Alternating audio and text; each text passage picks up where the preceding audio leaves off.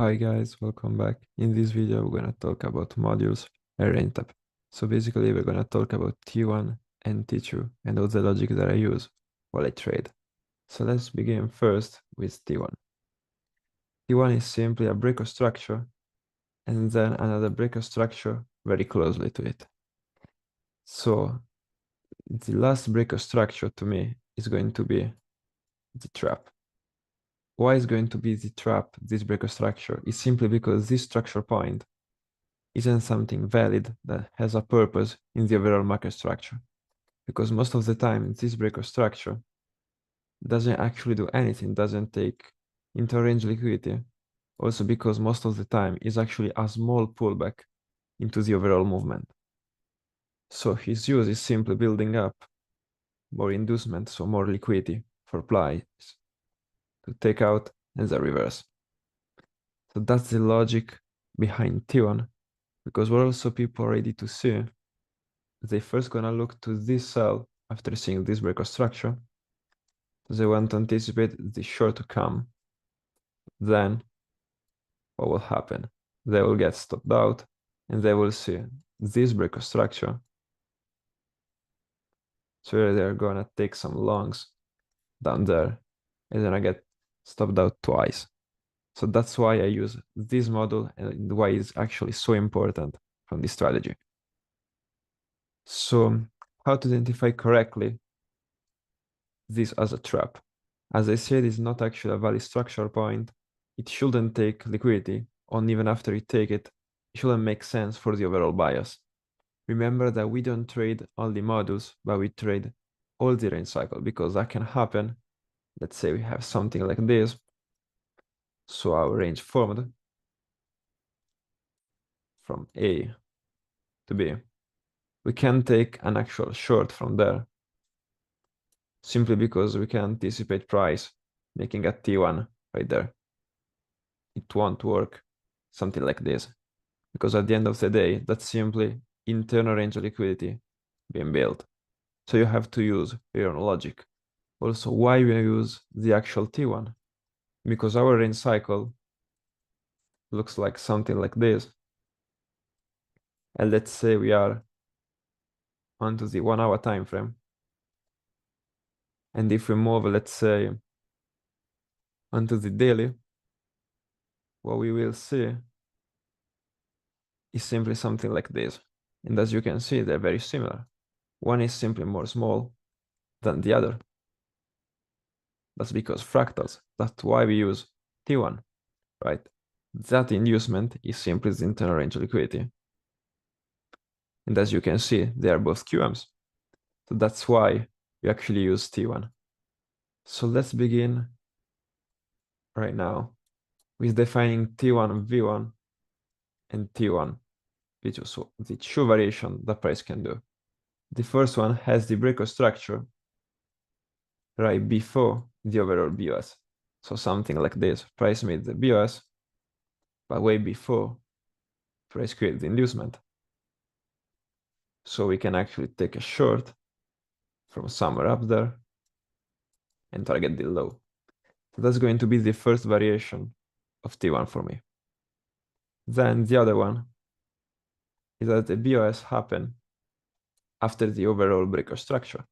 So the trap is being made after the overall BOS. Then we can take and take, let's say, some short out of here targeting the low at. That's the two variations that came for me when I talk about T1, because there are simply the only two ways that this trap can be forming. So let's now move up with understanding the logic behind it, T2. All that counts with T2 is simply the counter behind the failure swing. So simply a structural point that fails. So let's say we find ourselves in a bullish market structure. So we know after each of these break of structure, all these lows should be potentially protected, right? And we know that we can anticipate this low to be protected until it broke structure. If you understand why, it's because this impulse can fail, taking out structure, so that will mean that the low comes to be weak, price can take it and then move up. And only after it, this low will be protected. So this action that price made, I call it a failure swing because price fails to take out this high, making the low weak. So all the T2 is based by this logic.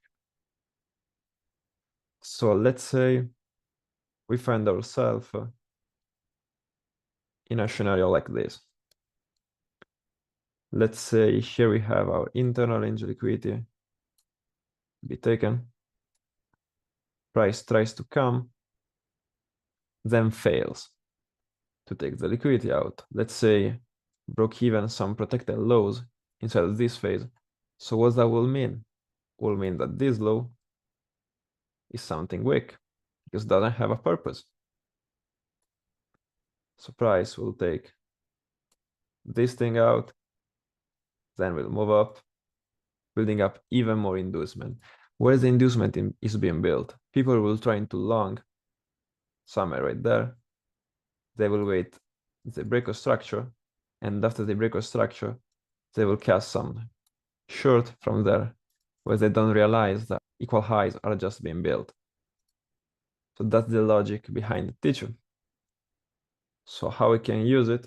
That's for simply mark up at zone and just take it just above the inducement being made. His use is simply building up more liquidity, right? So let's now move up onto the V1 and to the T2 V2. So the first version, we already saw it, is simply price failing taking out structure, making the structural point actually weak. Price shouldn't have a reason to stop inside of it because let's say price already mitigate this obstacle right there. There isn't actually anything stopping price to take out this structure. If you see price slowing and even breaking out structure, that will be a high chance to be a failure swing, so making this low to be taken. And the first version forms only ranges when we have internal range liquidity.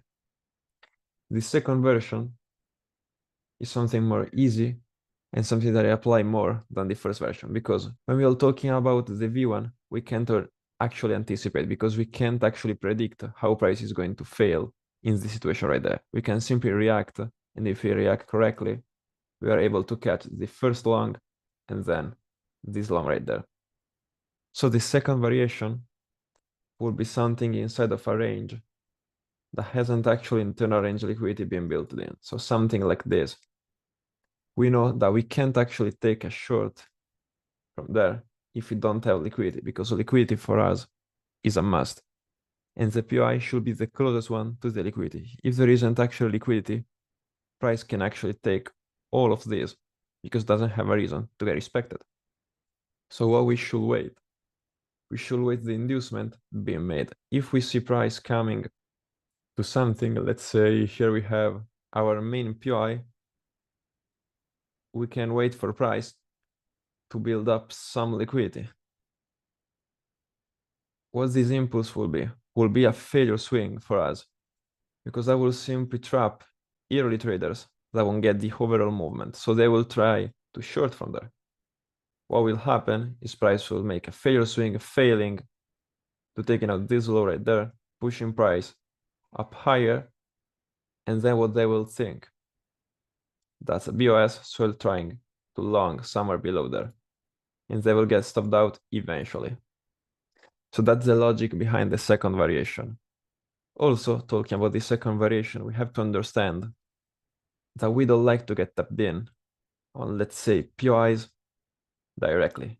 We don't like if price comes to a POI straight, because there is actually no purpose for the price to come up straight.